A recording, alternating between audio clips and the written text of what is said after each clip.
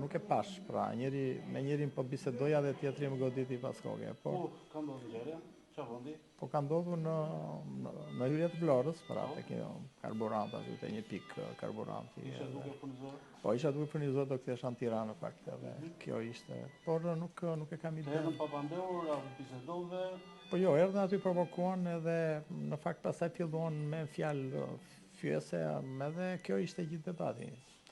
Pastaj dolën në makina, unë nuk lëviza dhe pasi më goditën, më dhunuan edhe kjo ishte. Me çfarë qëlluan? Po ka qenë duke që me mjet presh ka qenë, sepse mënyra se si pas koke.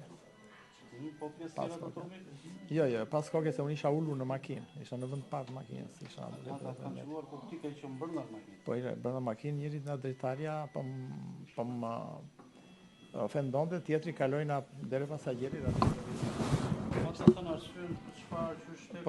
Po jo, pse ke parkuar keq makinën, pra pse po i hedh karburant aty dhe ke zënë gjysmë e karburantit. Pra ishte një mënyrë, një forum provokimi. Mendon se ishte diçka tjetër, jo makina? Nuk e di tani, nuk e di. Në këtë momente nuk mund të them gjë sepse nuk duhet. Ju nuk i njihni persona? Jo, nuk i njoh të dy, ishin moshë e re, kupton, edhe nuk është se nuk i njihja. Kjo ishte kjo. Kështu që nuk kam. Para kërcënim me avokat? Po kërcënime në rrjetet sociale padyshim që kam, normale, për profesionin që bëjmë, çështje sensitive që unë ndjek, padyshim që kam në rrjetet sociale, por nuk mund të them që nuk mund t'jap dot një shpjegim. Vetëm brava koke keni marrë? Po, pas koke, po. Në trup jo? Jo, në trup jo. Jo sepse isha ulur prandaj. Keni marrë mend? Po patjetër.